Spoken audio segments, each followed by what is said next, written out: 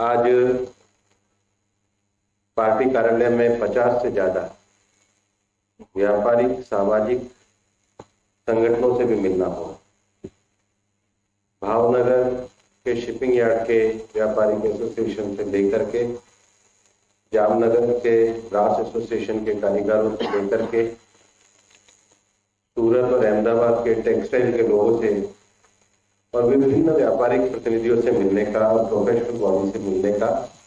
Party कार्यालय में अवसर प्राप्त। और आज सभी से बातचीत करने के बाद भारत के यशस्वी प्रधानमंत्री माननीय नरेंद्र मोदी जी के नेतृत्व में आत्मनिर्भर भारत को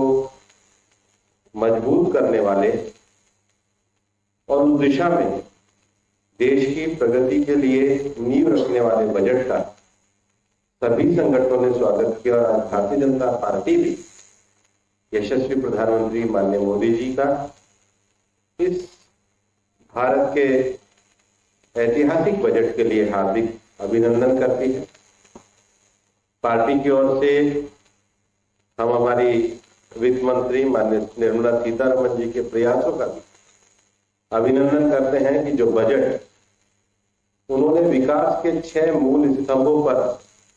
आधारित करते हुए देश के विकास को एक नया आयाम दिया है। हम सब जानते हैं कि बजट एक वैश्विक महामारी की परिस्थिति के बाद ये बजट आया है, जिस वैश्विक महामारी में पूरी दुनिया मंदी के दौर पे चली गई थी। और भारत में सबसे बड़ा संतोष का विषय रहा कि लॉकडाउन के 48 घंटे के अंदर ही माननीय प्रधानमंत्री जी के द्वारा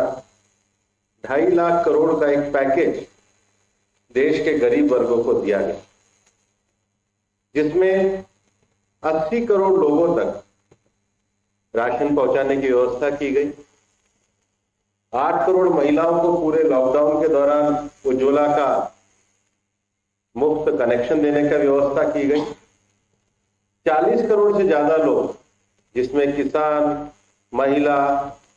गरीब, दिव्यांग, बुजुर्ग थे, उन तक पेंशन पहुंचाने की व्यवस्था की गई। और एक कल्याणकारी सरकार ने केवल इसी काम को आगे नहीं बढ़ाया। लॉकडाउन के दौरान आत्मनिर्भर भारत 1 और आत्मनिर्भर भारत 2 के दृष्टि पत्र भी दिए गए और आज उनका पूरा विस्तार हमको इस बजट में भी देखने को मिलता है। मुझे काफी सारे व्यापारिक संगठनों ने कहा कि हमें तो ऐसा लगता था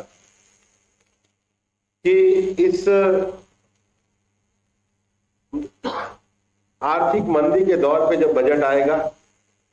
तो शायद कोई कोरोना का नया सेस या टैक्स आएगा, लेकिन हमें इस बात का संतोष कि सरकार ने ना तो 1 रुपया टैक्स लगाया, बल्कि 75 साल के ऊपर से आयु के जो बुजुर्ग हैं उनको पूरी तरीके से राहत भी दी है, जो सरकार की कुशल वित्त नीति को दिखाते हैं। बजट के पहले स्तंभ में स्वास्थ्य के क्षेत्र में सरकार ने न केवल पिछले वर्षों की तुलना में 137% बजट का इजाफा किया। पहली बार भारत में हेल्थ सेक्टर में 137% बजट का विस्तार किया गया और उसमें भी 35,000 करोड़ रुपया तो सरकार ने टीकाकरण के लिए रखे और माननीय वित्त मंत्री जी ने कहा कि अगर आवश्यकता होगी तो आगे भी इसको किया जाए। यह एक बहुत बड़ी उपलब्धि है। हमें पता है कोरोना के इस काल में देश में पीपी किट बनाने की बात हो, वेंटिलेटर बनाने की बात हो, और उससे भी बढ़कर 2 स्वदेशी वैक्सीन का निर्माण। दुनिया भर में ऐसी महामारी के समय में 10 साल में 20 साल में टीके और वैक्सीन आते थे। 1 साल के अंदर ही 2 स्वदेशी वैक्सीन का विकास करके भारत में दुनिया का सबसे बड़ा टीकाकरण अभियान माननीय प्रधानमंत्री जी के नेतृत्व में प्रारंभ किया गया और आज दुनिया के कई देशों को भी वैक्सीन उपलब्ध कराने में भारत ने एक अपनी साख अर्जित करी। दूसरे भाग में बजट में इंफ्रास्ट्रक्चर को बढ़ाने के लिए सरकार के द्वारा काफी बड़े कदम उठाए गए। 1 लाख करोड़ से ज्यादा सड़क और आधारभूत संरचना के लिए, 1 लाख करोड़ से ज्यादा रेल प्रोजेक्ट्स के लिए सरकार ने इंफ्रास्ट्रक्चर को बढ़ाने का एक बहुत बड़ा,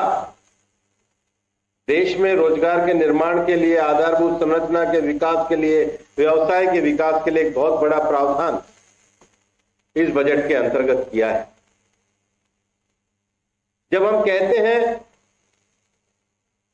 कि मिनिमम गवर्नमेंट मैक्सिमम गवर्नेंस, तो उसके अंतर्गत जो फेसलेस टैक्स की बात हमने कही है, उनको राहत देने की बात करी है, 50 लाख से ऊपर के असेसमेंट की बात को भी हमने लोगों को बड़ी राहत देने का विषय किया है। तो लोग सुगमता के साथ व्यापार करें, ईज ऑफ डूइंग के लिए आगे बढ़े, ईज ऑफ लिविंग भी ईज ऑफ डूइंग बिजनेस के साथ बढ़े, उसके बड़े निर्णय बजट के अंतर्गत किए गए। भारत में जो कंपनी एक्ट को यूपीए के समय में उसके जो क्रिमिनलाइजेशन के एस्पेक्ट थे, उनको भी इस बजट में कंपनी एक्ट में जितने भी वो एक्शन थे उनको समाप्त करने का काम सरकार के द्वारा प्रतिबद्धता के रूप में दर्शाया गया है। व्यापार की सुगमता को बढ़ाने के लिए, देश में पूंजी निवेश के साधनों को बढ़ाने के लिए बजट में बड़े महत्वपूर्ण